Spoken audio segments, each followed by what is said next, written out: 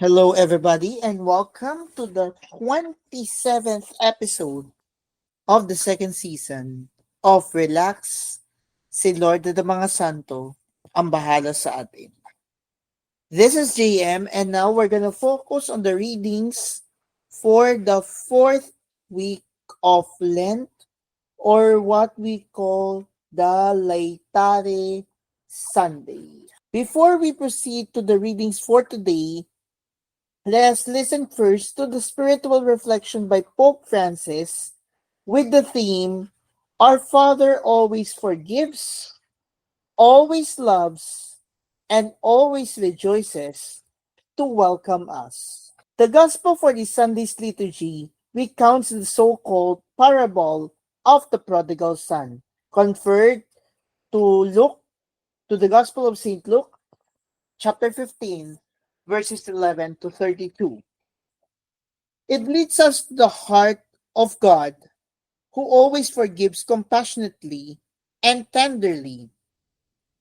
Always, God always forgives.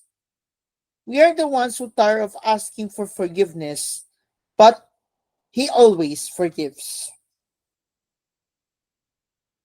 The parable tells us that God is a Father who not only welcomes us back, but rejoices and throws a feast for His Son who has returned home after squandering all his possessions. We are that son, and it is moving to think about how much the Father always loves us and waits for us. But there is also the elder son in the same parable who manifested this resentment in front of this father. It can put us into crisis as well. In fact, this elder son is also within us, and we are tempted to take his side, at least in part. He had always done his duty. He had not left home, and so he becomes indignant on seeing the father embracing his other son. His other son again, after having behaved so badly. He protests and says, I have served you for so many years and never disobeyed your commandments. Instead, for this son of yours, you go so far as to celebrate. Conferred on Luke, on the Gospel of St. Luke, chapter 15, verses 29 to 30. I don't understand you. This is the indignation of the elder son. These words illustrate the elder son's problem. He bases his relationship with his father solely on pure observance of commands, on a sense of duty. This could also be our problem, the problem among ourselves and with God, losing sight that He is a Father, and living a distant religion made of prohibitions and duties. And the consequence of this distance is rigidity towards our neighbor, whom we no longer see as a brother or sister. In fact, in the parable, the elder son does not say, my brother to the father. No, he says, that son of yours, as if to say, he is not my brother. In the end, he is remaining outside of the house. In fact, the text says, he refused to go in. Convert to the Gospel of St. Luke, chapter 15, verse 28. Because the other one was there. Seeing this, the father goes out to plead with him, Son, you are always with me, and all that is mine is yours. Convert again to the Gospel of St. Luke, chapter 15, verse 31. He tries to make him understand that for him, every child is all of his life. Parents know this well and are very close to feeling like God does. Something a father says in the novel is very beautiful. According to H.D. Balzac on his novel Le Père Goriot, when I became a father, I understood God. At this point in the parable, the father opens his heart to his elder son and expresses two needs, which are not commands, but essentials for his heart. It was fitting to make merry and be glad, for this your brother was dead and is alive. Conferred again to the Gospel of St. Luke, chapter 15, verse 32. Let us see if we too have in our hearts these two things the Father needs to make merry and rejoice. First of all, to make merry. That is to demonstrate our closeness to those who repent or who are on the way, to those who are in crisis or who are far away. Why should we do this? Because this helps to overcome the fear and discouragement that can come from remembering one's sins. Those who have made mistakes often feel reproached in their own hearts. Distance, indifference, and harsh words do not help. Therefore, according to the Father, we have to offer them a warm welcome that encourages them to go ahead. But Father, He did so many things. A warm welcome. And we do this? Do we look for those who are far away? Do we want to celebrate with them? How much good an open heart, true listening, and a transparent smile can do to celebrate, not to make them feel uncomfortable. The father could have said, okay, son, come back home, come back to work, go to your room, establish yourself and your work. And this would have been a good way to forgive. But no, God does not know how to forgive without celebrating. And the father celebrates because of the joy he has because his son has returned. And then, like the father, we have to rejoice. When someone whose heart is synchronized with God's sees the repentance of a person, they rejoice, no matter how serious their mistakes may have been. They do not stay focused on errors. They do not point fingers at what they have done wrong, but rejoice over the good because another person's good is mine as well. And do we know how to look at others like this? I would like to recount a fictional story, but one that helps illustrate the heart of the Father. There was a pop theater production 3 or 4 years ago about the prodigal son with the entire story. And at the end, when that son decides to return to his father, he talks about it with a friend and says, I'm afraid my father will reject me, that he won't forgive me. And the friend advises him, send a letter to your father and tell him, Father, I have repented. I want to come back home, but I'm not sure that you will be happy. If you want to welcome me, please put a white handkerchief in the window. And then he began his journey. And when he was near home, at the last bend in the road, he had the house in view. And what did he see? Not one handkerchief. It was full of white handkerchiefs, the windows everywhere. The Father welcomes us like this, completely, joyfully. This is our Father. Do we know how to rejoice for others?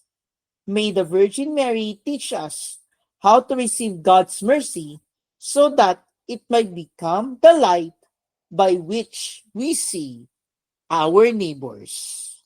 Let's focus on the readings for today on the fourth Sunday of Lent. But before we proceed with listening to the readings for today, let us listen first to the introduction of the fourth Sunday of Lent. Jesus shows us the true countenance of the Father, the face of mercy and love.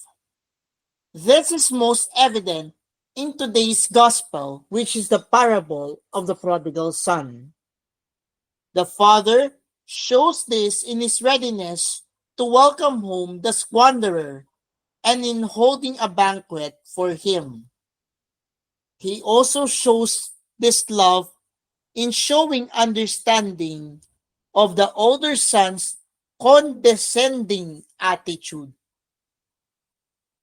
Today's Sunday, the fourth Sunday of Lent liturgy, is called Laetare Sunday, Latin word that means rejoice. Today, amidst the Lenten repentant atmosphere, we anticipate the Easter joy to which we are heading to.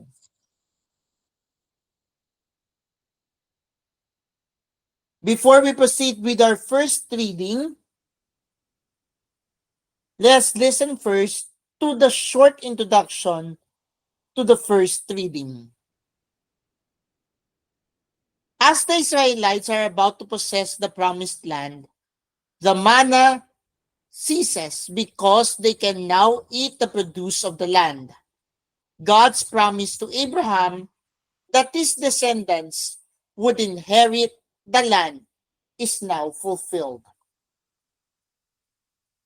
Our first reading is taken from the book of Joshua, chapter 5, verse 9, followed by verses 10 to 12.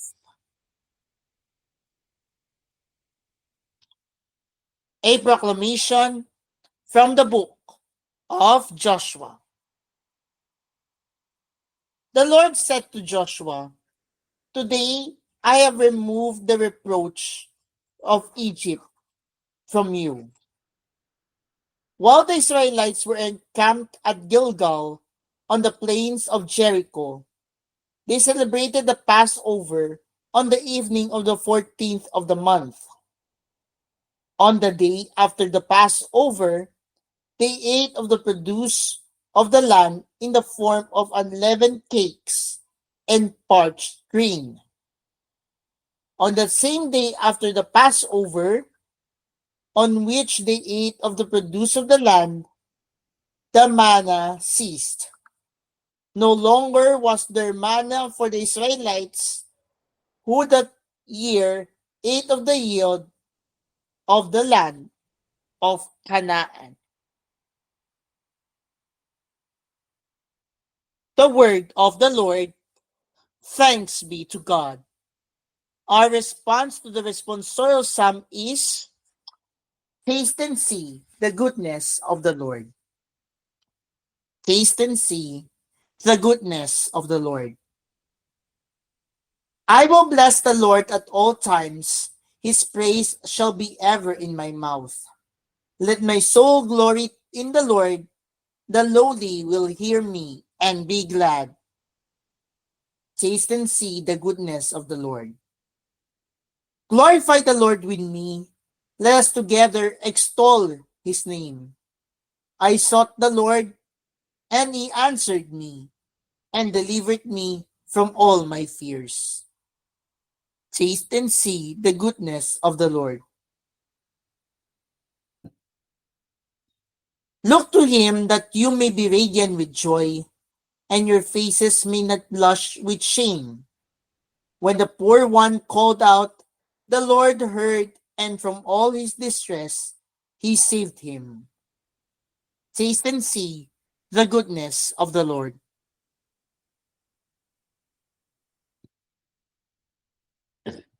Let's listen to the short introduction for the second reading before we hear our proclamation of the second reading for the fourth Sunday of Lent.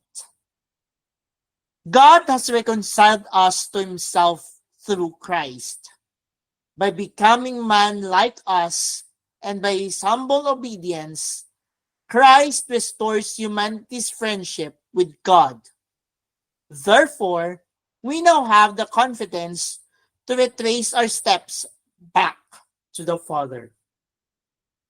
Our second reading is taken from the second letter of St. Paul to the Corinthians, chapter 5, verses 17 to 21.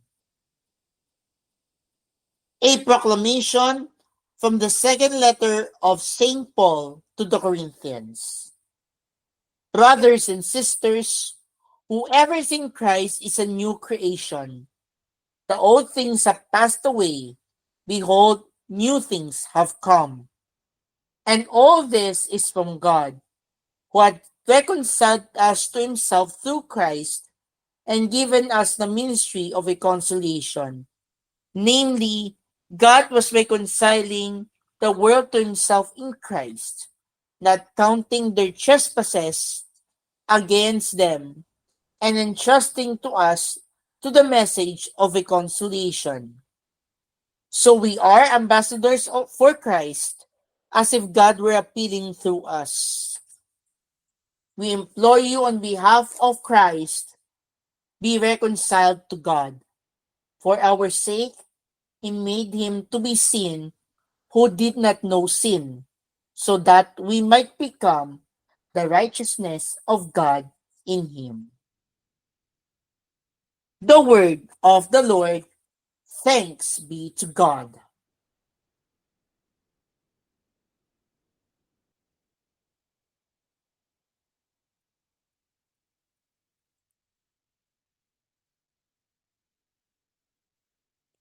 I will get up and go to my father, and shall say to him, Father, I have sinned against heaven and against you.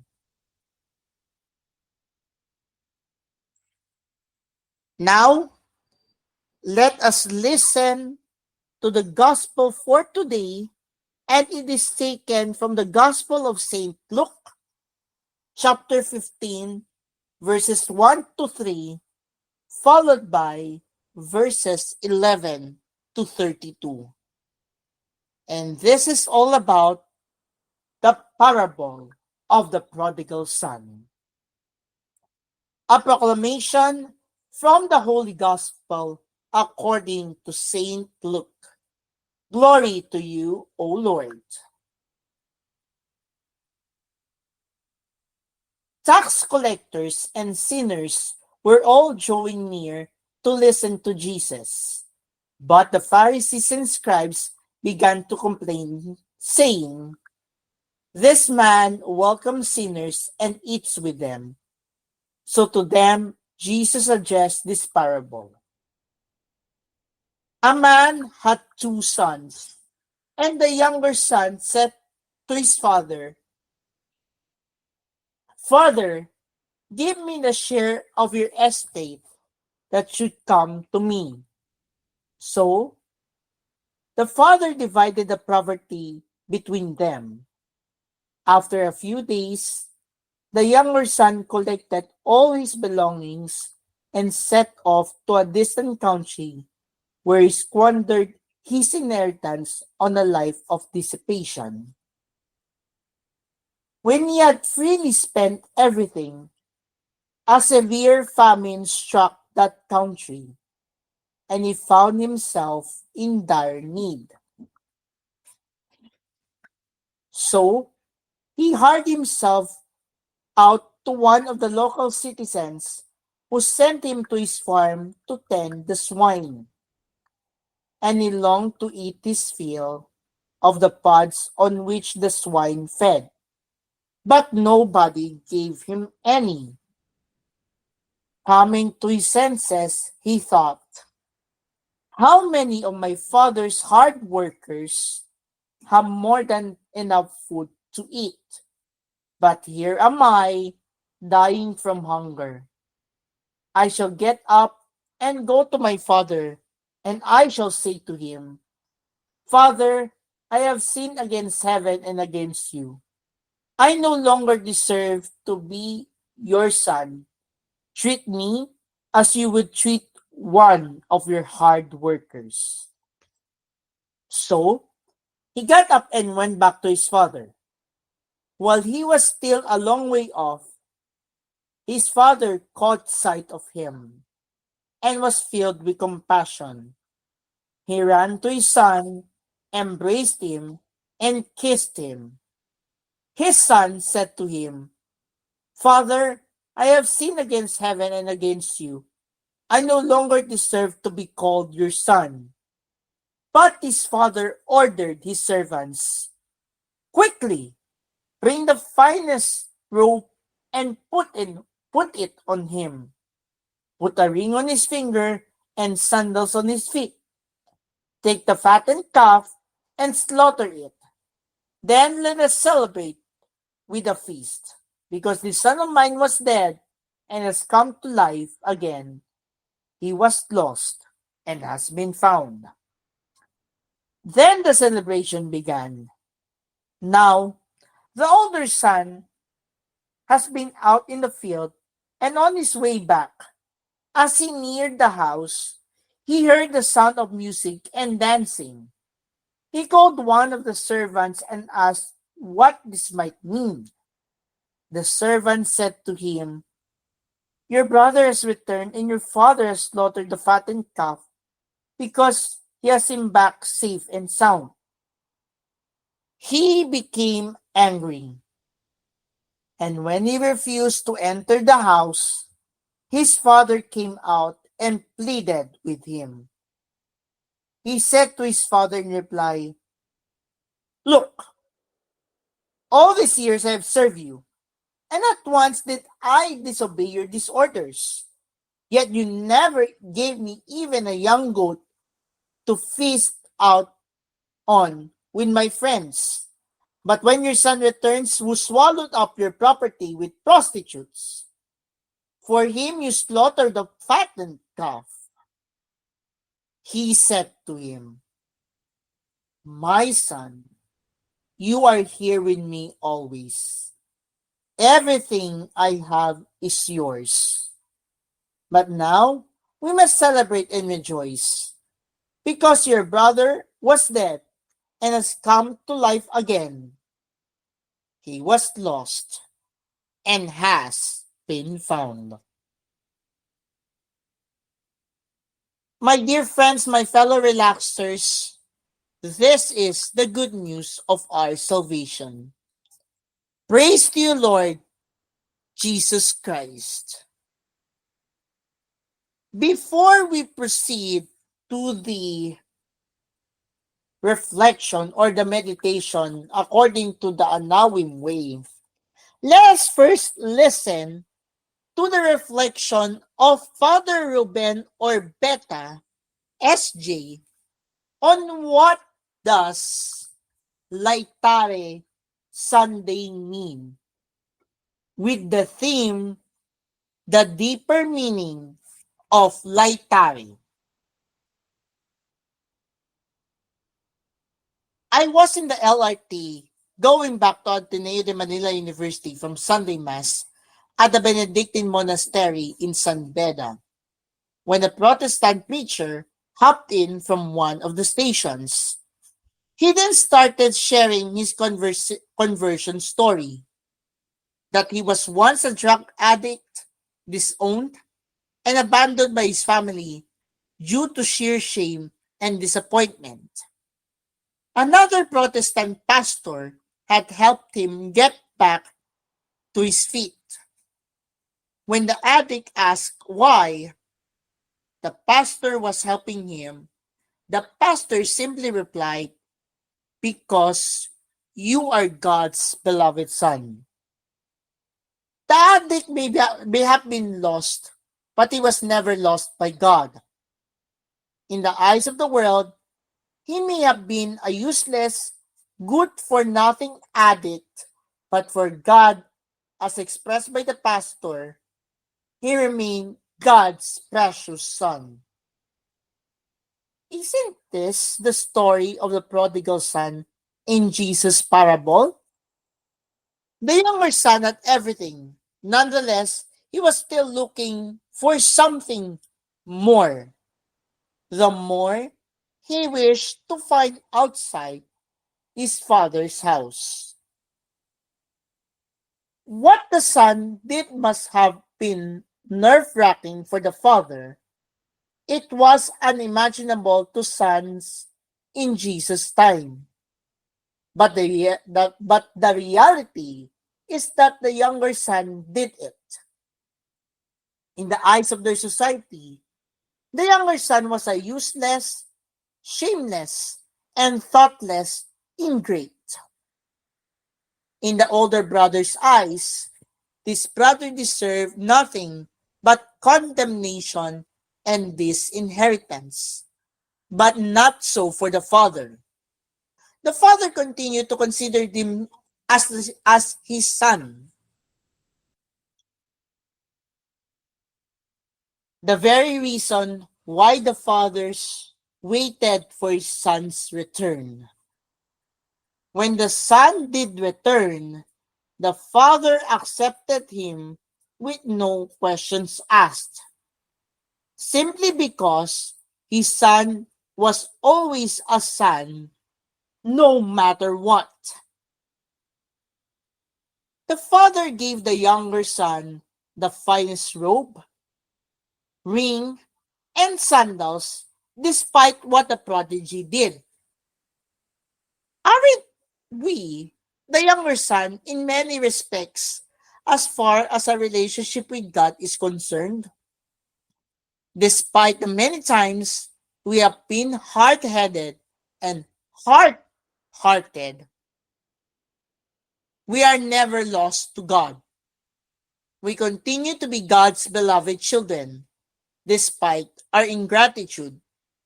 And that, I think, is the reason why the church bids us in the middle of our Lenten worship to rejoice.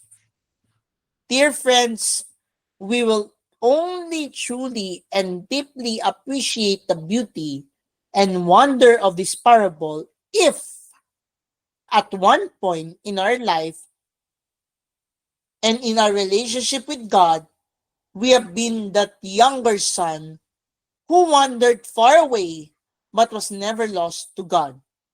Because of this realization, laetare, rejoice. Now, let us extend our meditation by looking at the reflection for today on the Anawin Way for the fourth Sunday of Lent.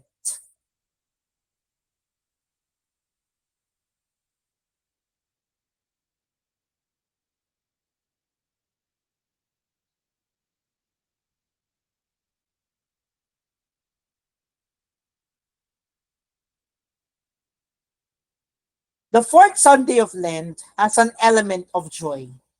We rejoice in the mercy of God. Today's gospel is a most joyful one, the parable of the prodigal son.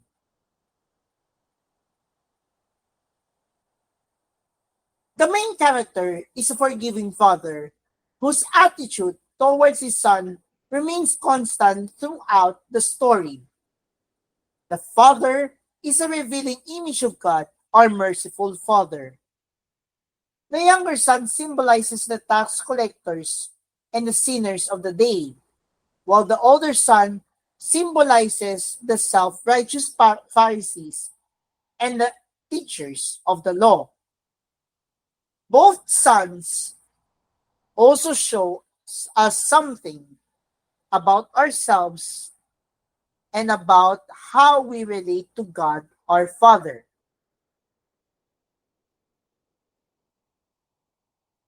We are not told why the younger son is unhappy with his life at home, but judging from his behavior after he leaves, we understand that he is longing for freedom.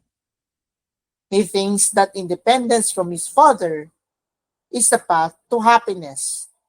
He makes a bold move of asking his father for his inheritance.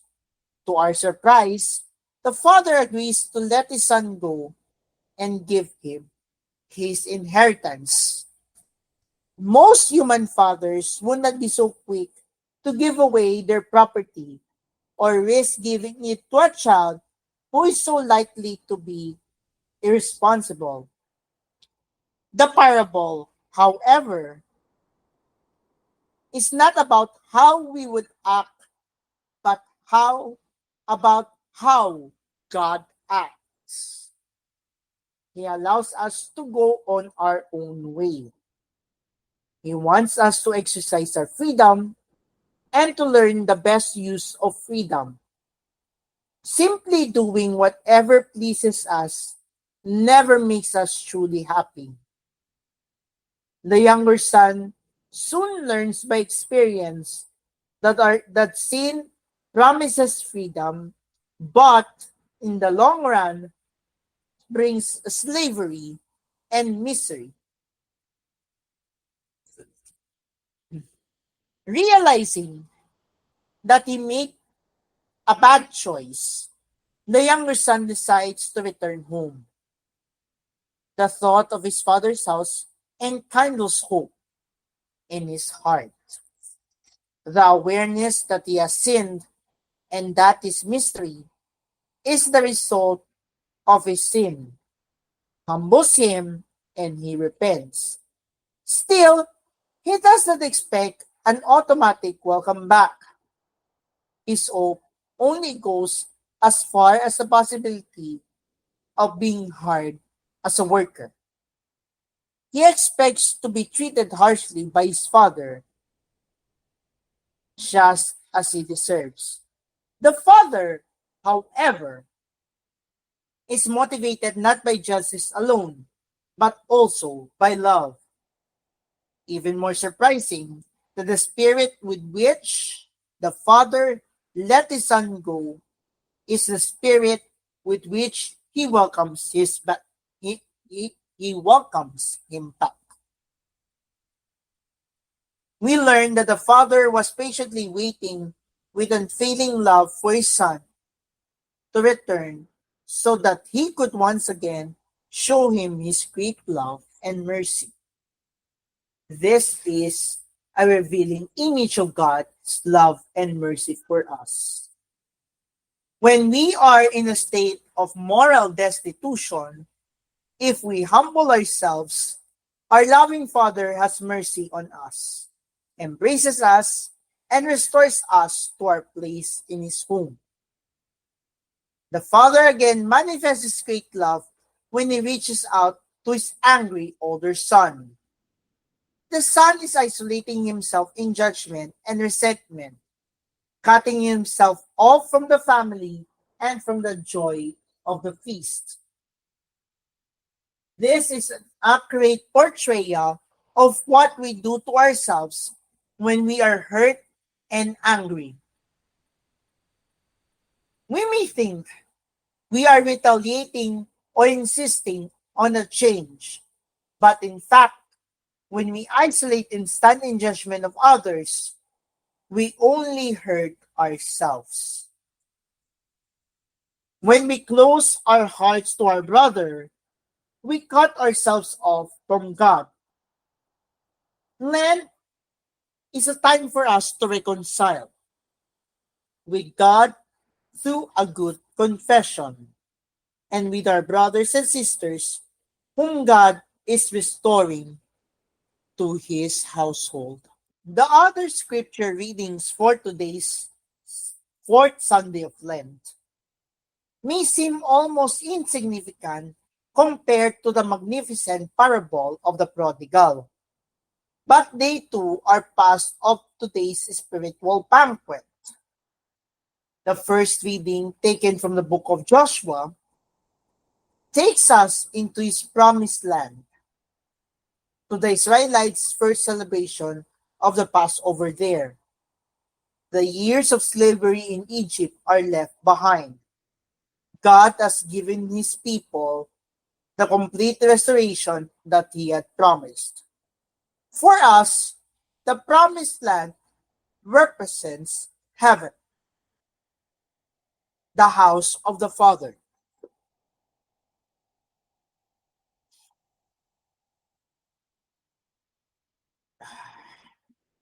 We look forward with longing and hope to celebrate the Father's mercy in heaven.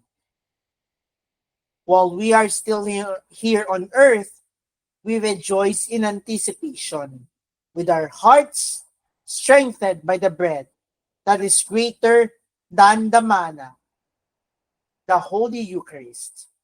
Every day, we can taste and see the goodness of the Lord, which was our response to the responsorial psalm for today's Sunday's reading.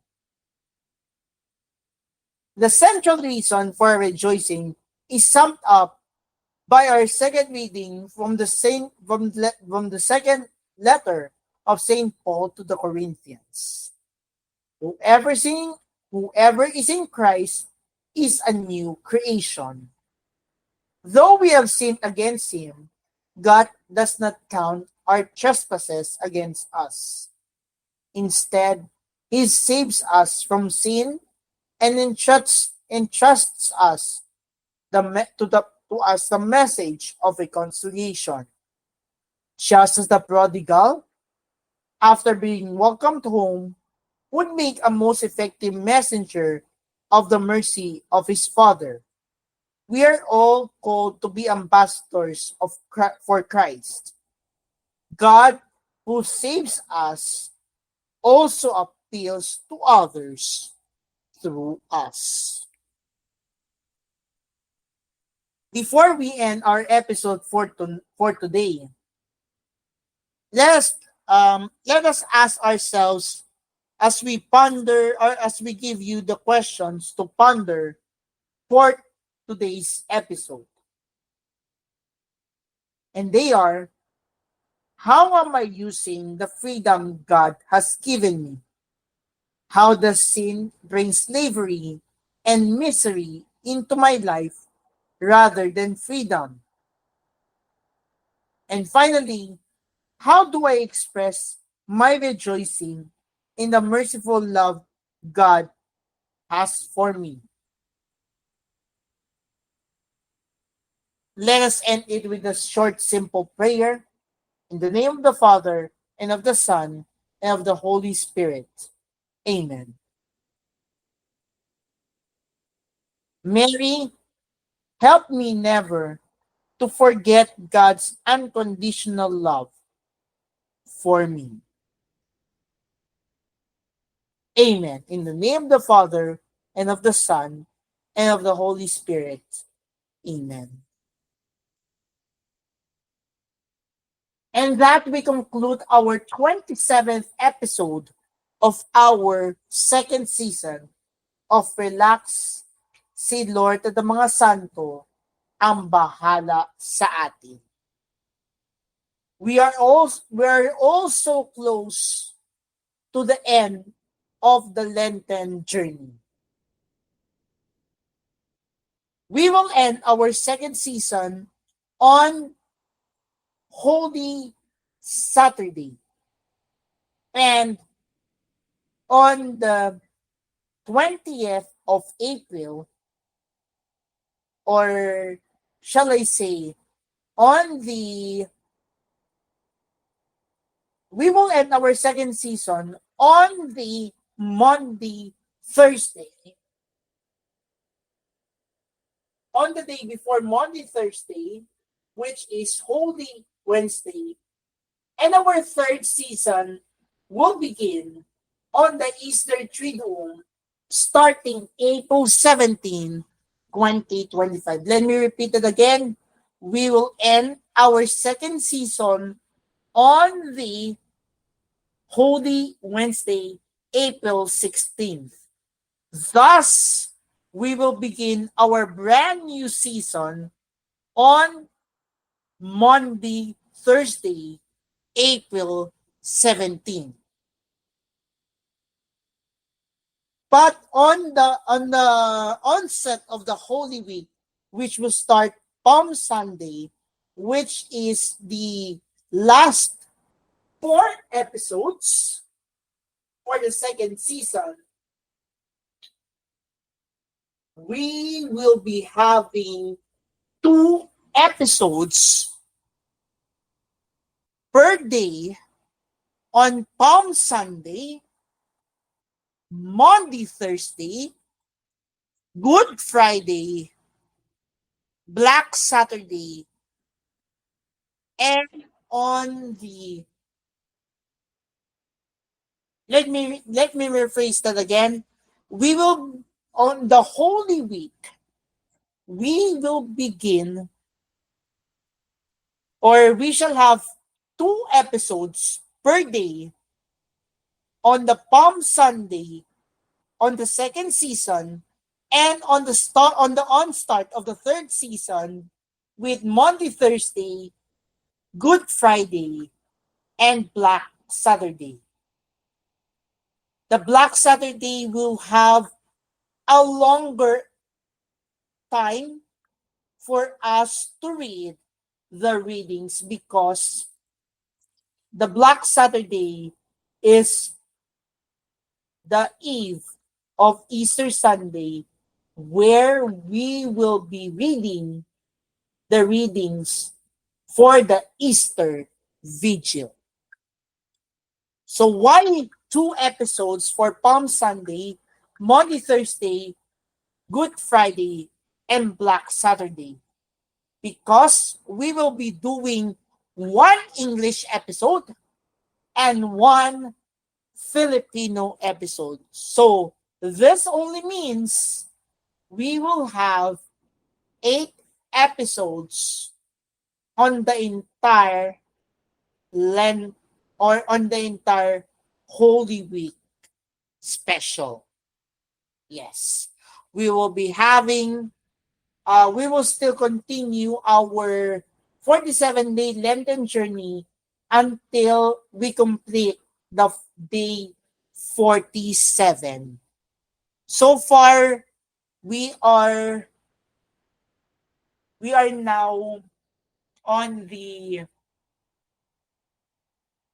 27th episode and we still have 20 days to go before we complete our 47-day Lenten journey. So do join with us until the completion of the 47-day Lenten journey, and until we complete that 47-day Lenten journey, we shall reflect on those things that we need to reflect until Jesus raises him up from the dead after 3 days.